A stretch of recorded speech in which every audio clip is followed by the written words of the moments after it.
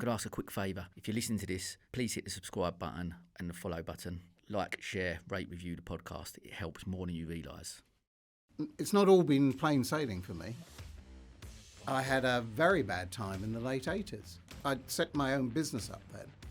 It wasn't marketing. I'd set a business doing promotional clothing. And it was ticking along nicely about 3 years in. And then in 88, interest rates hit 18%. And it wiped me out. Absolutely wiped me out. Lost my money. I had young children. Really tough time. And I said to my wife, I will be back. We will be back within 3 years. And I did. I met that target. Turnover is vanity and profit is sanity. I was chasing turnover and I wasn't making enough profit. So, yeah, it was a really tough time. We had to downsize everything. It's looking for opportunities. It's reacting to them, being proactive rather than reactive. Because while somebody's thinking it through, I've done it. That's the thing about sales. You should never give up. And to me, that was a great example. And I use it still to this day. That one last call, if I hadn't have done it, I wouldn't have won that client. Welcome to the County Business Talks podcast, powered by Picture Book Films. Here, we're going to be talking to entrepreneurs and business owners from across Sussex, delving into the mindsets of what makes them really tick.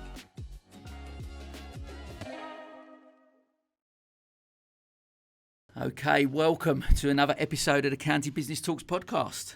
My guest on the podcast this week has had a business career spanning over 3 decades. He has been a franchisee, a franchisor, run Monk Marketing for many years. He set up Brighton Business Expo 6 years ago and Advantage Business Mentoring in 2020. With over 35 plus years in sales and marketing, working with many companies and running his own businesses as well as helping others to start theirs. I met my guest when I first started networking in Brighton over 10 years ago and have been proud media partners with Brighton Business Show since I took over SBT back in 2017. He's a great businessman with a wealth of knowledge and someone I'm lucky enough to also call a good friend. I welcome the one and only Mike Monk to the podcast. Mike, how you doing, mate? I'm good. Thank you for inviting me for the podcast, Sam. Mate, awesome. Listen, it's we're obviously recording this not long after, obviously, the Brighton Business Show, which was Brighton Hove Business Show. Brighton Hove Business Show, which made great success. It's been brilliant, obviously, partnering, seeing how that's grown and what you've done with it. And look, we're going to talk all about that and maybe some of the challenges that we've faced over the last couple of years. But look, as always, we're going to delve straight in. So just tell the listeners a little bit about yourself, your story, your journey, where it all started. Where it all started? Well, it all started probably, my father died when I was 13, which had a big impact on me. Yeah. And I had always wanted to go into sales from a very young age. Okay. And my uncle actually had a office supply shop in Brighton called IT Office. It was down in Duke Street many, many years ago. And I approached him and said, could I come in on a Saturday and learn how to sell typewriters? I mean, that's how long ago it was, typewriters. Wow. So anyhow, so that's what happened. I used to go in on a Saturday. And one Saturday, excuse me, they decided to leave me alone for a couple of hours looking after the shop. And how old was you then? 15. Oh, okay. So this couple came in. I thought, here you go, here's your chance. So they came in. Cut a long story short, there was a particular type of typewriter which was known as an Engadine, which was a new model from Italy. Yeah. And I obviously drove them straight to that. And I ended up selling them 2. Oh, wow. And the sales director, when he came back later, he couldn't believe it. He went, you've sold 2 typewriters? I said, yeah, the same people. One for the wife, one for the husband. How's that? And so that was probably the beginning of my career in selling. Yeah, okay. Yeah. Okay. And then obviously talk me a little bit then about the career you get, obviously then getting into sales and then obviously starting your own. Obviously, how old was you when you started your own business then? What you had a career in sales prior to that, didn't you? Yeah, I was in the rag trade. Yeah. I worked for a company in London, just travelled all across the south of England. And I was then headhunted by a company in Brighton which printed T-shirts. And this is all new to me. I thought, what's this printed T-shirt? And they had a shop in Church Road, Hove, and they used to print down in the basement. And they said, would I be interested in selling these? So I said, well, I'll give it a try, give me some samples, see what it's like. So I went out and I went to places like English Language Centre, golf range up at Hickstead, and places like that. They all ended up buying like 500 printed T-shirts. I thought, this is interesting. So one thing led to another, and a year later I actually joined them as their sales director. And one of the most interesting days I had was, because I'm going back a long while here, Carnaby Street was still very popular then. I thought there must be some good potential clients in and around Carnaby Street. So I got on the train, went up to London, and all these shops with like City of London, I Love London T-shirts, sweatshirts, all full of them. So I spent the next 4 hours going in and out and in and out and no. So after 4 hours, I thought, I'm going to go and have a coffee. This is driving me mad. And I thought, and then it started to rain. So I'm sitting there having a coffee thinking, I don't think I've been in that shop over there. I'll give one more shot before I go back to Brighton. So I walked over there, went in, and I just introduced myself as I did. And the guy said, well, actually, the boss is upstairs. I'll go and see if he wants to see you. And he did. So up I went. And he said, could you produce 500 sweatshirts with this logo and have them delivered here next Friday? So that's a week from today. I went, yep. didn't even check with it. I went, yep, we can do that. Anyhow, cut a long story short, he owned 18 shops in and around London. He was a huge retailer. Wow. In Piccadilly, Oxford Street, all the main places. And he ended up spending £250,000 with us in that year. Wow. Which in those days, probably the equivalent of about, I don't know, $1.5 million now, something like that. So that was probably one of my best, what turned out to be one of my best days. Up until then, it had been an absolutely lousy day. But that's the thing about sales. You should never give up. And to me, that was a great example. And I use it still to this day. That one last call, if I hadn't have done it, I wouldn't have won that client. I love that. And I guess for me, we've spoke a bit about this offline a few times about sales just being whatever business you're in, whether you're selling a product, a service, whatever it is, sales is such an important part. It's the bloodline, isn't it? If you don't make a sale, you don't need accounts. You don't need any of the other departments because you haven't got any income coming in if you don't make a sale. So to me, sales is a profession. Absolutely. And people that go into sales really should read books and study and learn. I now mentor young businesses. And this is the route I take them down. But then you have to tie the marketing in with the sales, especially in today's climate. Marketing plays a big role as well. But at the end of the day, if you haven't got any sales, you haven't got any business. No, you're right. But I guess even that sort of mindset that you had back then, like that sort of resilience, look, it's shown so much over the last couple of years that every business owner and all the ups and downs that we face in business, you've got to have resilience, haven't you? And I guess within sales, you're forced to have that, aren't you? Really? You have to. You have to have a thick skin. You have to move on. I look at it like you take. I mean, my sons, we were a tennis family. I've had to stop playing because I've had my shoulders replaced. But one of my sons is a professional coach in Brighton, and my other son ended up going to university in America on a scholarship. He was that good. Wow. He was a national champion at 14. Wow. So, and he's gone on to make a fantastic career in the financial world. Wow. But it's like that. It's only, it's you against the other person. And it's who has that strongest mindset. You need the skill, but you also need the strongest mindset. Because that's the person that will come through in the end. I mean, it's not all been plain sailing for me. No, I'm sure. I had a very bad time in the late 80s. Interest rates, I'd set my own business up then. Well, okay. It wasn't marketing. I'd set a business doing promotional clothing. And it was ticking along nicely about 3 years in, and then in 88, interest rates hit 18%. And it wiped me out.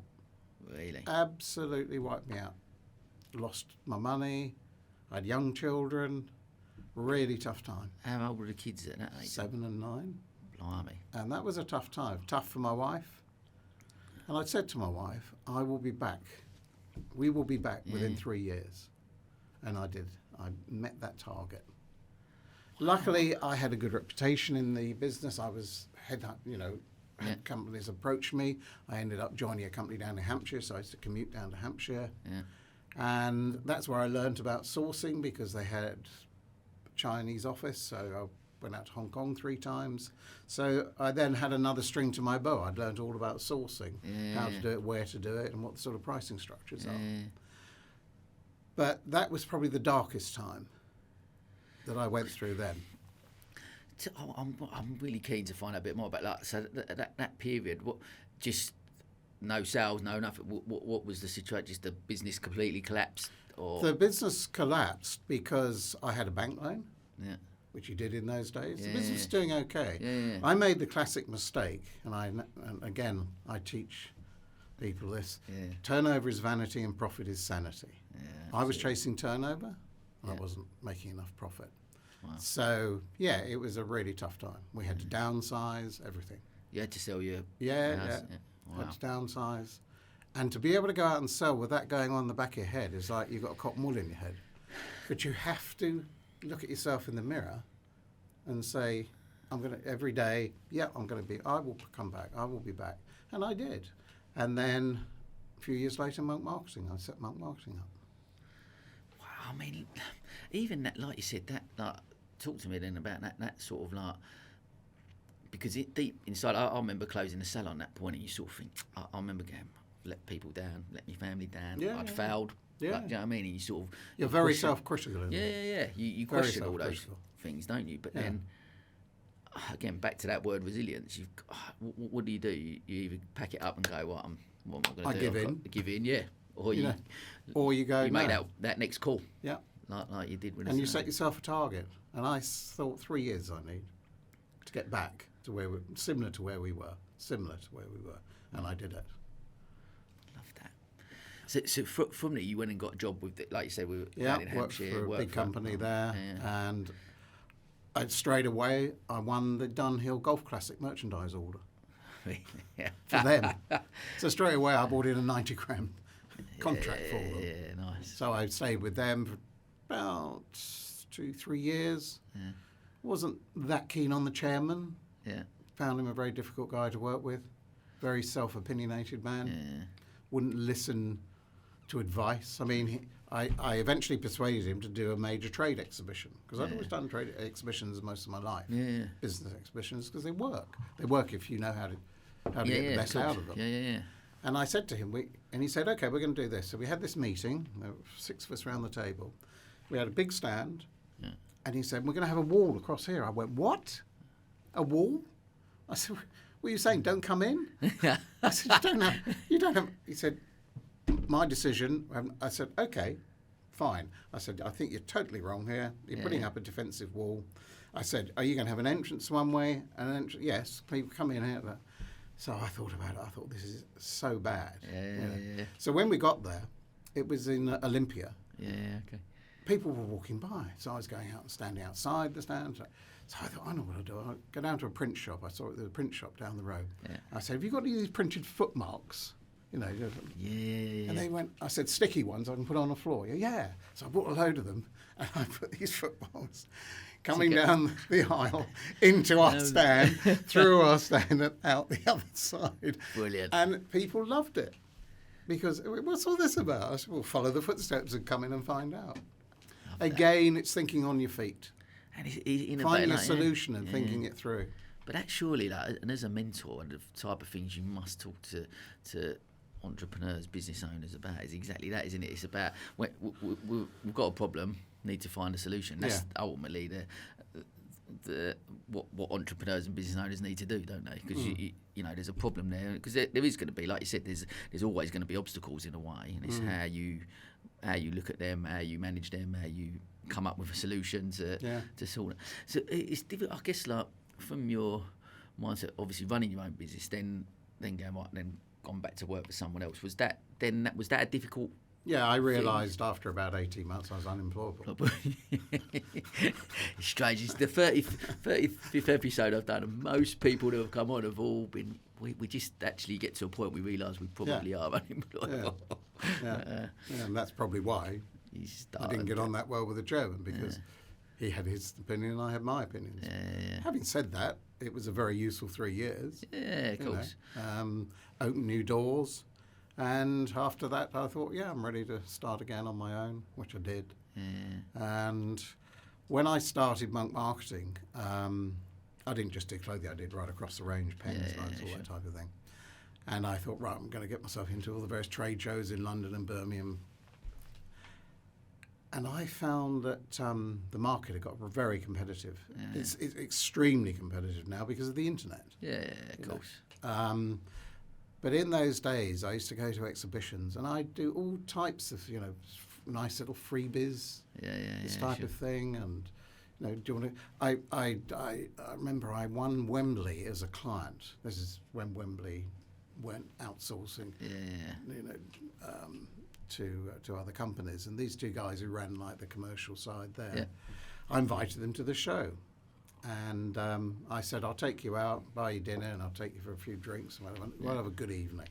So they said, tell you what, Mike, would you like, as a prize for your stand, would you like 2 tickets to the FA Cup football? I said, of course I would. I said, he said, but you're not going though, mate. You've got to use them as a prize. I said, all right then. Yeah, of course I will.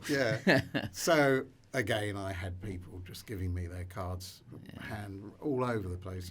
2 tickets to the... And the guy that won it, interesting enough, was with KP Foods. He ended up spending 20,000 with me. Wow. Yeah. Bloody hell. Just that. So it's looking for opportunities. It's reacting to them, being proactive rather than reactive. Yeah, absolutely. Because while somebody's thinking it through, I've done it. Yeah. That's the thing, isn't it? There's so many amount of people you speak to, you must get all the time. I've got this great idea, Yeah, that sounds great. Like what? What are you going to do? Yeah. Don't actually take that plunge. Because there's always that. There's always someone going. There's always that voice in your head, isn't it? Going, that might not work. But I guess as people do run their own businesses, I posted the other day saying maybe I'm a little bit of a yes man, but I always think life's an opportunity. You go say yes to that. Who knows? You never know what door that's going to open. Every day is a new day. Absolutely. Going back to Monk Marketing, I'll tell you this as well. I decided that I'd visit the franchise show in London. I thought, because the franchisors must buy a lot of merchandise for their franchisees. So I'm in there, walking around, chatting to the various... I thought, I'll go and have a coffee and sit down. So I'm sitting down, suddenly the light bulb went off. I went, what a great way to grow your business. Franchise it. I hadn't got a clue how to do it. I don't remember the drive home, because all I'm thinking about, how am I going to franchise Monk Marketing? So the first thing I did was I went to Sussex Chamber of Commerce, or Sussex Enterprise, it might have been known in those days. And I said, do you have somebody who can advise me on... Yeah, we can advise you. So they got a consultant who I met with. I then got hold of the British Franchise Association and went to their seminars in London. I talked to franchisors that had 200 branches. So I really did my research and due diligence. And I then spent the next 12 months building a franchise model. I thought, this has got to be 100% right, so it's going to take a year to get this absolutely right. And I launched it at the Manchester Franchise Show in Manchester. And at the end of that show, I had somebody wanted to sign an agreement. For Bristol, I think it was. I ended up getting... It grew too quickly, actually. Within 18 months, I had 10 franchises, including Ireland. Manchester, Chelmsford, all over the country. And it actually got a little bit overpowering. So I had to bring in another couple of people in admin, etc., to deal with it. You learn an awful lot about people being a franchisor. You see the other side of people. Some people, there were people I had were a pleasure to work with. They were just they were like sponges. They just soaked it up. Because I used to get them down to Brighton, train them for a few days, and I'd go up in the territory and go out and help them open doors. Nice. And they had a really good package. Sure. And a lot of support. Because did you, from a friend, obviously I've had a franchise with obviously Tony Cobb, but did you charge, was it an upfront fee and then turnover as well? Yeah, upfront fee and a percentage of sales. Okay. If I was to do it again, I'd do a lower upfront fee but a monthly management fee. Yeah.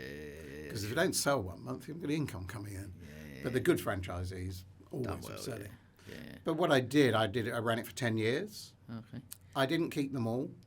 After 5 years, I didn't offer to renew 3 of their agreements because they just weren't right.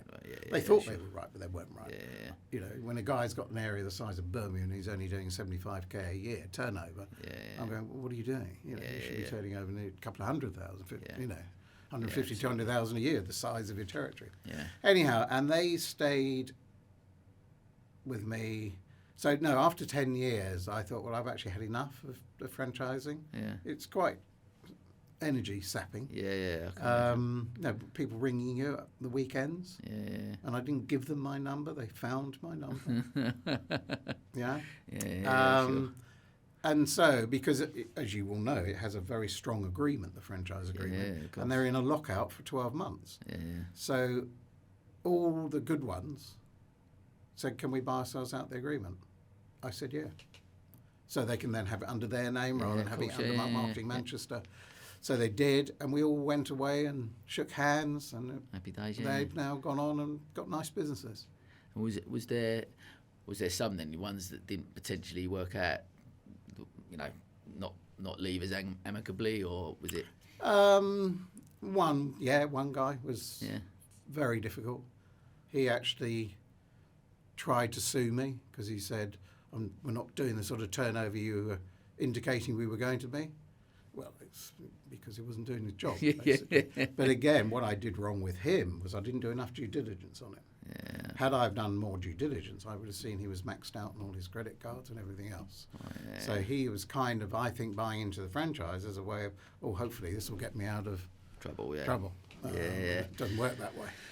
It's hard, isn't it? I guess from, like you said, it's not just employing someone, is it? You're trusting someone with the name of a company that you've they're built. Representing your name. Yeah, of course, and especially yours. It was actually your name. My actual name. So yes, I was very keen for them to do well, but I was also very keen that they did follow our procedures. Yeah, and I guess there's so much thing goes into that, isn't there? Like I remember that, like the franchise pack and everything that we dealt with Tony and Guy, like just so much information there and so much. And look, you know, it's a big organisation. Yeah. The how-to manual. Which should sit on your desk. Yeah. All of those things. And it's different, I guess, to employing people to managing that. It's a different type of skill set, though. Because they're not just employees, are they? They're putting their money on the line. Employees, no, exactly. They're putting their money on the line. But that relationship, they're still potentially coming to you as a... Yeah. They're buying into me, and I'm buying into them. Yeah. As I said, it's a two-way thing. Yeah. This can work really well. I mean, the franchisees that were good did really well. Yeah, sure. They wouldn't have wanted to buy themselves out if they weren't doing well. Yeah. So what, mate, in 10 years in then, like what was it just... with that side of it, just too much going on with that? And it was quite draining, I found. And my wife said to me, she said, maybe you ought to think about not franchise. Yeah. And I took her advice. I said, yes. So I then went and had a chat with my solicitor, and he said, well, they can buy themselves out. So nice. I then phoned them up and said, I want to come down and have a cup of coffee with you and a chat. Yeah. And all the good ones said, yeah, I'd love to. Brilliant. So, yeah. What was next then after that, after the franchises? What was... Well, obviously, I kept marketing. I just didn't keep the franchise side of it. What next? Well, really, what next is led pretty much to where I am now. I always liked exhibitions, but I always thought I could do a better job than the organiser of the exhibition I was paying the money to. And you have done, mate. And I have. Because I felt they didn't give enough credence to the exhibitors. Yeah. They gave too much to the visitors, whereas the exhibitors are paying for it. Yeah, of course. Yeah, and I always think you've got to give a really good show for the exhibitors, and they must see good value for money. Yeah. And a good experience. A good experience. Yeah. I think that was the thing. I think the first one I did with you, I think the thing that I took away, one, it was packed and I had loads of conversations, just as we did last week. But not only that, it was exactly that. Like you turned up, you've got your little pack, and you had your, be a little lunch thing in there as well, and then a voucher for coffee. And, you know what I mean? You Your just show almost guide you looked up, everything was there, ready to go. go. So you turned up, and the whole I am actually ready to go. Enough set me stand up, and I'm good. And you sort of and that's what was interesting. I remember our very first conversation about it. You and I've exhibited for years, so these were the things I would want as an exhibitor, and you actually then took that model, what you'd want, and made sure stepped into their shoes. Yeah, exactly. Yeah. And they are, some of the comments I've had on social media have been fantastic. Yeah. But that's because I enjoy it. Yeah, you can tell that. I thoroughly enjoy it, and I want them to enjoy it. Obviously, I want them to do business from it and make new clients, but that will come down the line. Yeah. I know some people say, gosh, I've already got 6 meetings lined up in the next week. And I thought, well, that's wonderful to hear. Yeah. And it is. It's a credit. I mean, look, like I said, we've done it nearly 5 years now since I've been at SBT, and every year I don't stop talking to people. And I think I said to you last night, didn't I? I wanted to sit and I needed to send one email because I had Jackie with me, and I didn't get a chance to even send an email for the 5 hours we was there, just because it was a constant flow of people and people coming around and having great conversations and creating that space where people were able to do that, and good exhibitors, good visitors. There was good numbers through the door. So no, mate, it was a great show as always. Good. So. I'm just keen. I want to talk a little bit about. You've mentioned, obviously, highlighted some of the challenges that you faced. I guess, especially that dark time. And thanks for sharing that. But I guess talk to me then about running the B2B expos, and then obviously Brighton Hove Business Expo now, and what over the last couple of years, obviously with COVID. How does that fit in with the challenges over the years? It was very challenging. Yeah. You just didn't have any events or no events. Again, I was sitting there looking out the window at my office at home, and I thought, how about a virtual exhibition? And you did. So I phoned Bradley up and said, you've got this Remo, you know how to use it. So we partnered. Yeah, and we actually put on a virtual expo with... I know, it's great. I exhibited, I think we had about 30 exhibitors, 30. Obviously, there wasn't a great financial reward in it because I wasn't charging very much, but it just kept the ball rolling. And, people now say, say to me, "Oh, you're going to do it?" I said, "No, I'm not doing virtual. I'm back to face-to-face."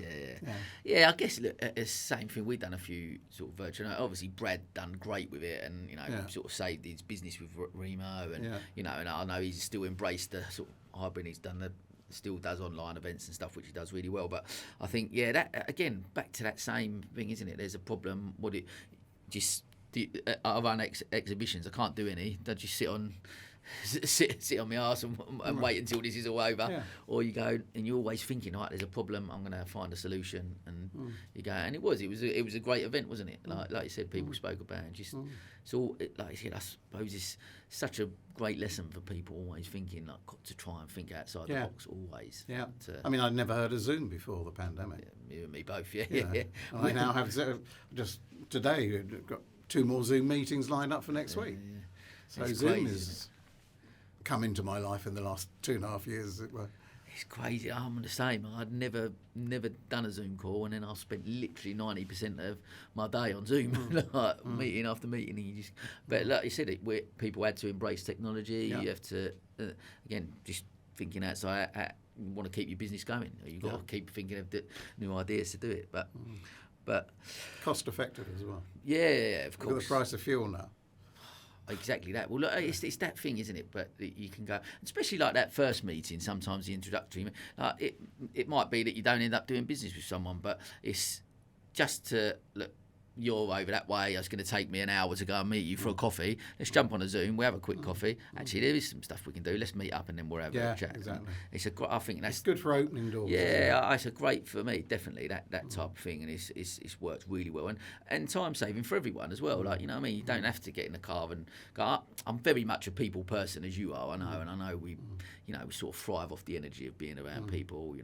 Like I say, we're recording this a day after the summer social with Network My Club, which was great. We was up there and we give Brad a shout out, bless him. But it was a great event, and just being around people and getting that energy. And that's why I love hosting events and going to them and meeting people. I think it's key.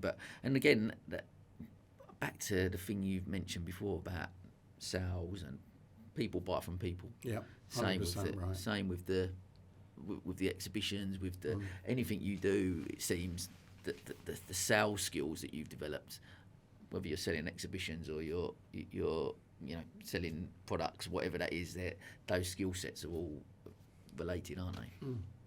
I've got a saying I like to use when I'm talking to people on mentoring. I'm saying, I've got to find you new routes to market. Yeah. Especially if they're pigeonholed in where they're doing their sales. Yeah. It's a bit like opening the doors and saying, well, hang on a minute, why don't we do that? Why don't we go down that route and go down that route? Sometimes I go, no, I don't fancy that. I said, okay, why don't we just try? Yeah. If it doesn't work, fine, we'll move on to that one. Yeah, because that's the thing with marketing, especially, isn't it? It's not everything's going to work, but you've got to try different things because sometimes they do. But unless you try, you don't know, I guess. But collaboration is something that I've really bought into since the pandemic. Yeah, I was going to say that's more so. Much more so now. I collaborate with a lot of people. Yeah. Somebody I was chatting with yesterday, who was at my show and loved it. We are going to meet up. Yeah. Because we know there's potential collaboration between us. I definitely feel it's become a bit of a buzzword, but look, we ultimately built county business clubs on that basis that I strongly believe. I've got a huge belief. And I think I was a quite like that beforehand. That's why we wanted to almost build it before. But collaboration is key, and it's what got us through the pandemic. If you ask me, like people coming together, like you said, you mentioned about you and Brad with the Brad, let's partner up on this. We done the same. We partnered with Brad on the virtual walls, but so it is. It's about reaching out. I think people are more open minded to it now, whereas prior to it, especially if you're in the same sort of space, you go, well, actually, that's competition. My business. Yeah, exactly. But there's enough business to go around, and if you do things as I know you always do with integrity and honesty, those things you don't have to steal other people's business. You can just enhance both people's businesses and that's the art of a true collaboration, I guess. It's a win-win situation, I think, if you get it right. Absolutely that. Talk to. I mean, look, there's obviously been a few challenges there. Talk to me a little bit about then. Give me some career highlights over the journey. Talk to me about what does success look like to you? Career highlights was probably building that franchise so quickly. Yeah. My sales highlight was winning that client in London in the pouring rain. That turned out to be a huge client. Another career highlight in that same period was I was it used to be Radio 1, and it used to be that Smiley Marley used to drive the truck around the country. Right. You probably don't remember that. No. So anyhow, I thought, well, that's interesting. They'd be throwing out T-shirts to the crowd. They come to Brighton and different town cities. So I found out it was the Miles brothers who had the agreement with the radio, presumably BBC with the radio, to sell the merchandise. So I phoned the guy up. It was this Smiley Marley's brother. He said, oh, well, come down to Bristol and meet with us. So I did. Lived in this lovely house. I remember sitting in this snooker room. And he came in, drove a hard bargain, but cut a long story short, I won that, and it was about 60,000 T-shirts. Wow. Blimey. Love that. Yeah. But what's success to you then? How do you, what, if you had to define it for you, what is success? What is success? Success is putting yourself in a position in life that you're comfortable with. Yeah. Some people want loads and loads of money. Some people don't. Some people want the biggest car. Yeah. Some people don't. To me, as long as my family and I are happy and comfortable, I've now got 3 grandchildren. Wow. I absolutely adore. Yeah. That's it. That's success to me. Yeah. That's my success. I love that because there's so much, and I'll talk about this quite a lot, really, with the narrative around success and what that looks like to people and how there's still there's still that strong narrative out there about you're successful depending on your financial wealth, and it shouldn't be measured like I really don't. But a lot of people do measure it. Yeah, like that. Of course. A lot of people do. Of course, and it's. I'd like to. I'm hoping I'll try and talk about this on there all the time. I want to try and change that narrative because I think ultimately that the most successful people, surely success has got to be related to happiness. Yeah. And the people that are most happy. Yeah. And when I spoke to Jo Baldwin-Trott come on, we had a really interesting conversation about it, and she was saying like she coaches and speaks to people, multi-millionaires, and she does some work with the homeless, and she says the amount of people, the people that are homeless are actually happier than these multi-millionaires, and that alone is such a bizarre thing to sort of, when you sort of look at it, you go, is it your true happiness got to come from within, not? It's got to come from within. Yeah, absolutely. Absolutely. I mean, I've always said the day I don't wake up and get that buzz is the day I've got to think about retiring. But I don't think it'll be for a while yet. But. That's what I kind of meant. Like, it was another thing I wanted to ask you. Like running business for so many years and different things that you've done. Like, I see you still at all the networking events that I go to, and you still got that hunger and that drive, that passion. Like it just exudes off you. You know what I mean? So you sort of how do you still keep that motivation? Because I enjoy it. I thoroughly enjoy it. And as I say, the day I actually wake up and go, not so keen to go there today or to do that, then I'll think, well, maybe it's time to, hang your boots up, mate. It won't be for quite a while. I was going to say, hopefully not for a long time yet. Not for a long time No. yet. That's brilliant. But what? Again, the other thing I always talk about sort of culture, and I'm really interested to talk to you about it, and what a couple of things really, because obviously with your different hats on, I guess one from a franchise or point of view, what does that look like? Trying to create, because you've obviously got in your mind what you wanted to achieve and the values that Monk Marketing had. So how do you then, with the franchisees, get them to create a culture? Did you instill that in them? Was that part of the thing? Or yeah. Talk to me a little bit about it. The training was ongoing. Yeah. So they do their induction training for a few days down here. Then within a month, I'd be out in the territory for 3 days with them. And then I would take them on factory tours around the country to see how umbrellas are made, to see how mugs are printed, to see how baseball caps are made. And we'd spend 2-3 days going all over the country to these factories. Right. And they would be their preferred suppliers as well, because we would recommend those suppliers. And I just instilled in them the whole time, if you do it like this, you're going to be successful. If you follow this route. One of the best franchisees I had was a lady in Essex. She was like a sponge. She just soaked it up, did it the way I did it. Yeah, obviously had her variations. You've got, can't have everybody being like robots. But I remember when she started, I think the first year, she rang me up. She said, Mike, I want to take your advice and join a network club in the area. I said, but I'm a bit nervous. I said, well, she said, if I paid your hotel, would you come with me? I said, yeah. So I went up there, stayed overnight. We had dinner, had a good old chat. And I went to the meeting with her at 7:30 or whatever it was. And I stood up on her behalf and introduced her. And she ended up being the chair of that networking group within a year. Wow. And she was really scared. I just gave her that confidence and showed her how to do it. And she ended up embracing it and ended up as the chair of that networking group. And I guess that sometimes that's all people need, don't they? Just need that. They need that support. Yeah, they need hold that hand. confidence. Just instill that confidence in them. So a young guy I'm mentoring at the moment, he's quite shy. He's a smart guy. He's quite shy. And I told him, I said, September is when I'm going to start taking him out to networking events. And I said, I'll be there with you. And I said, for the first few, I'll be with you. But then you're on your own. I'm not always going to be there with you, because you will have learned and seen how I talk to people, how I engage with people, and what you should be. And I will bring you into the conversation so you will feel more confident in how you talk to people.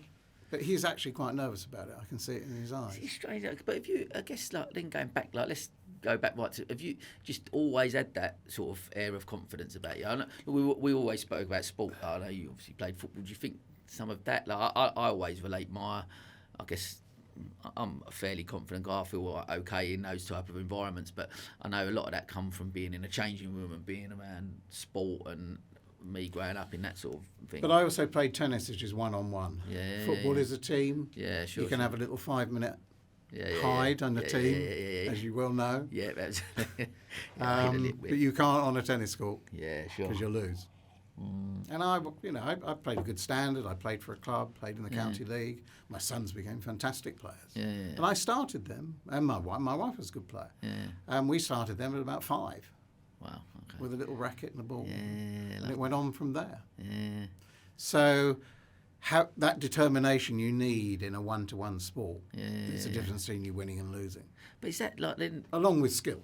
Yeah, of course. But then I guess one point I'm trying to is like that confidence of being able to, like you're just so comfortable with people. Have you? I guess even at school, have you always been that way? No, I was quite shy at school. Really? As I said, my father died when I was 13, so that was a big impact. And I thought I've got to grow up quite quickly. And I remember at school being quite shy, but I thought, don't be. You need to hide that shyness, and eventually it goes because you get more and more confident. But I can understand how people feel because I was like that when I was young. But then I started playing football, and I thought, I'm not bad at this. Started playing tennis. Not bad at this. And I've got some of my best friends I've made through sport. Some of my best friends. Same. Yeah, it's interesting because, like you say, you sort of. But I wonder whether, as well, like that sort of the art of selling and the art of communication, because that's half the battle. Communication with selling and with building relationships and networking and stuff is all about communication. I wonder, like, again, not pigeonholing or anything, but you look at maybe with modern technology, phones and stuff like that, we don't communicate like we used to. Do you think that art of selling, like, because obviously things have changed, but that art of selling, like you said, going and knocking on that door and still having that resilience to do it, has that died a little bit, do you think? Yeah, it has. I mean, we didn't have the internet when I was. We didn't have mobile phones. The only way you could do was pick up a desk phone, talk to them on that, or go and see them at their business. Sure. It was pure face to face. That's all you had. But do you think then that's why people maybe from a younger generation find that more difficult to do because they can hide behind an email? Exactly. I mean, there are certain people, I call them email warriors. They dish it out on there, but face to face, they wouldn't say it to you. Okay. You can usually tell who they are. But I am genuinely interested in people. I've got 2 ears, so I listen. Sure.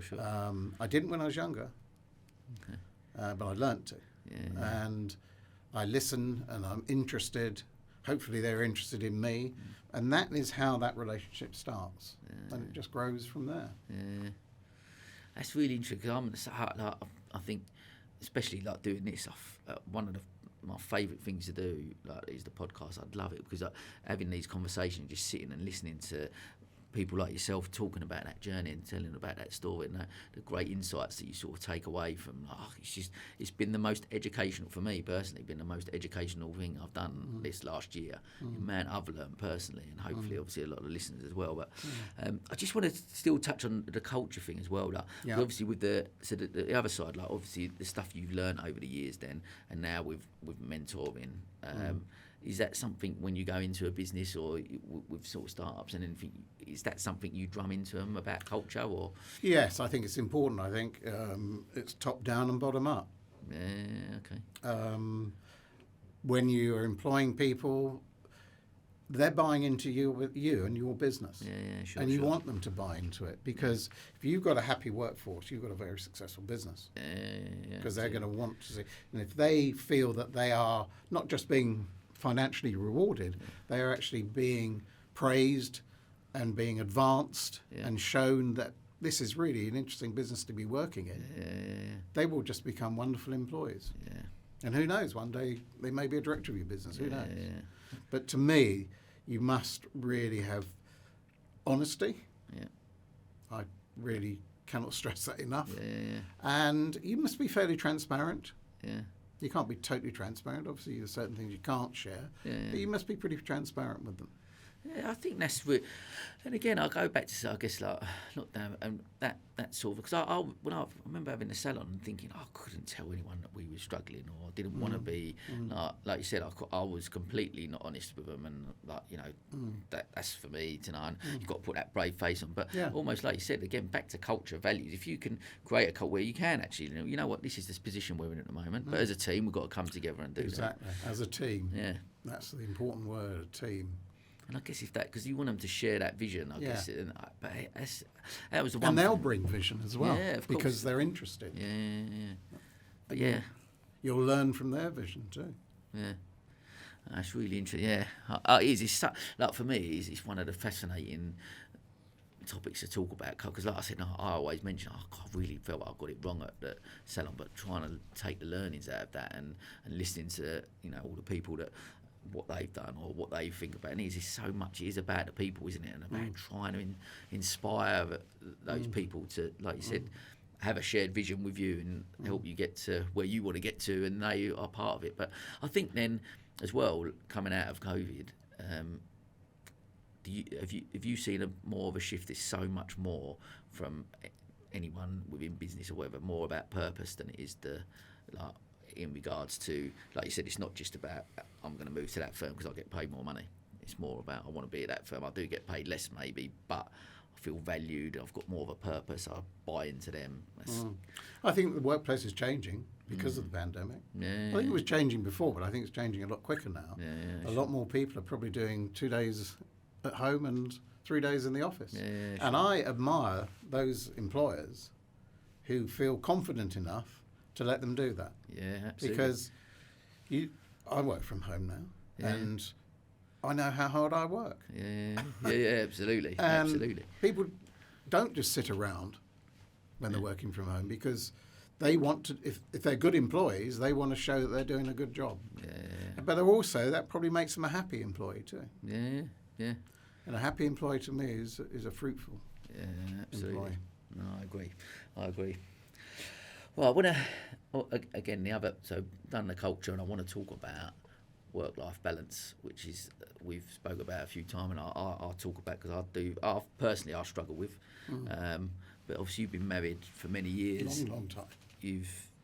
Like you said, you've gone through that dark time that you mentioned, where you've lost everything, and then you bounce back and come back from that. Had the support of your wife through that period and up and down. But talk to me about work-life balance. Do you have one? It's a good one now. Has it always been that way? No. I was a 60, 70-hour week man. Wow.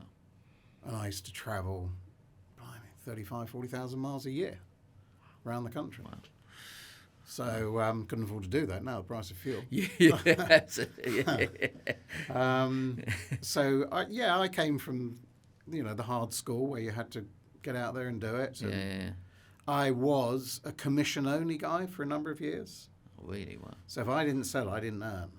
Blimey. Now that is tough. Yeah. That is really tough. Yeah, I'll bet. That is really tough. But I did it. I had the confidence to do it. Not everybody could do that. And I guess a lot of people would want the security of a salary behind them. Yeah, of course. But then the hunger as well. Not when, I suppose, especially when you've got a young family. Yeah. You've got to make that sale. You've got to make that sale, because you've got to pay that. Got to pay the bills. Pay that mortgage. Got to pay them. Yeah. Makes you very resilient. Yeah. But I love my work-life balance now. We have one of our grandkids come over every other Tuesday, and that day's out now. I'll still look at my phone and I'll still answer important emails, but that's now part of my life. And we've just been over in America visiting my granddaughter and my son, and haven't seen them for 3 years because of COVID, and we had the most wonderful time. Celebrated her 10th birthday while we were there. I think the last time I gave her a cuddle when she's 7. So that's just, you can FaceTime every day or whatever, but it's nothing like being together and having fun together. So I still get days. You know, the build up to the exhibition is a really tough time. Stressful time. It's full on for 2-3 weeks, just full on. But she can take a deep breath the next day after it's over. You know. Yeah, and I guess like you say, you're doing them 60, 70-hour weeks, and I guess especially I'm assuming when the children are younger. Well, and very it's young, yeah. and it's just it's difficult, isn't it? But like obviously you clearly, especially getting them into sport, I suppose, something that you was interested in. You've got that relationship with them, and you grow up, and you know, and it's and they've grown up to be quite strong characters too. Yeah. Because they saw that in us. Yeah. Both me and my wife. Yeah. Strong work ethic, I guess. Yeah, which you've certainly, Yeah. you've certainly got without a shadow of doubt. But yeah, no, it's interesting. It's a difficult one, isn't it, with the work? And I suppose, and you must have seen such a change as well over the years because now, like you said, we've got our phones, we can check emails all the time, so you tend to never read. Do you find it now, I guess, with the way you've got the sort of balance, you find it quite easy to switch off now, or are you better at that than you were? I'm better at it than I was when I was younger. Yeah. I couldn't switch off when I was younger. Yeah. I was probably a nightmare to be married to for a while. Because it was all business. Business. But you learn. Yeah. You know. Got an understanding wife, and she was. Yeah, very, very, very understanding, very supportive, and wouldn't have been married all these years. Exactly. Yeah, and I love that, and I love the fact that I again taking something out of what you said previously about that dark time and just but you just having to get up and go. You know what? I'm gonna bounce back. Give me them 3 years, and I remember even saying the same to Kelly when I first shut the salon. I was like, there's some opportunities here. Just give me a few weeks to get, just get these opportunities out here. We'll be all right. And you do. You just push yourself off and get up and go back. It's like you could compare it to sales again. It's like you set targets. Yeah. In those days, I had to work. If I worked for a company, I had to hit my targets. Yeah. As simple as that. Yeah. Sometimes you would, and sometimes you wouldn't. Yeah. You just have to work that bit harder the next month. Yeah, sure. If you hadn't hit it the previous month. Yeah. But I think, I took that company. They were doing this is in the 80s. Yeah. They were doing 150,000 a year, which is a good turnover. Yeah. I don't know what that's equivalent to now. I don't know. Yeah. A million maybe, I don't know. I left them with a 6 million turnover 5 years later. Yeah. Wow. Yeah. And a team of 10 in the sales and marketing department. Wow. Yeah. And every Friday, I'd have a sales meeting from 4 till 5, or if there's a lot of things going on, 3 till 5, and then we go to the pub afterwards. Really? And I'd buy them drinks for 2 hours, play pool, have a laugh. Nice. Maybe have a bite to eat every week. Sometimes all 10 would come, sometimes only 4 or 5 would come. And you then get them in a relaxed environment, and you'll then hear the real problems they've been having during the week. Yeah, of course. They're not going to tell you those necessarily in that meeting. Yeah. But once they've had a couple of drinks and they start to relax and chill, laugh, you start to think, what actually did happen on Tuesday? And it all comes out. Again, it's back to communication. Communication. Being able to have them conversations. Yeah. And we're going to have to get you, playing pool, mate, we're going to have to get you a pool cue out down the Fernballs League at some point. I heard you're a player. I was. Mate, tell me then. We're coming towards a little bit of the end there. Tell me what does the future hold for Mike Monk? Well, probably retirement. No, not yet, mate. Not yet. No, not yet. No, the future holds. I mean, I've already got the date for next June the 8th, 2023, for my event. Nice. It's going to be bigger. It's going to be better.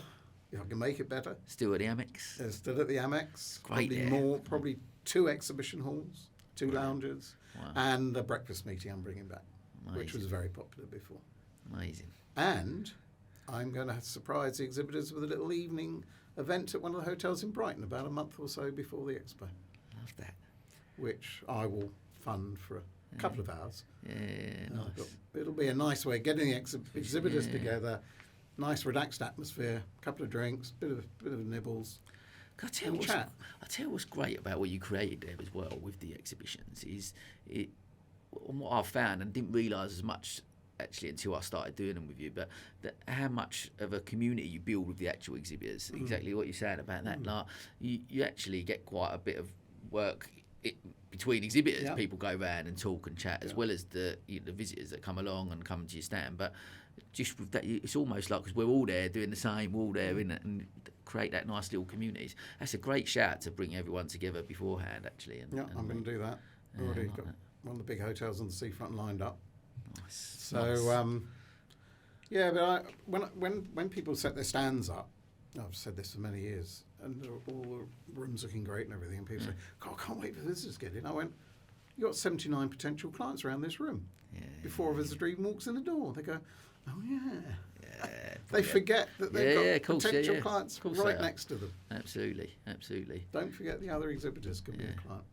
Yeah, I love that. Right, cool. Well, look, we're coming up, and like I said, we'll finish with this is series 3, and I've got to put these 3 quick fire questions together. So we're going to start off with the first one. What one piece of advice would you give to your 18-year-old self?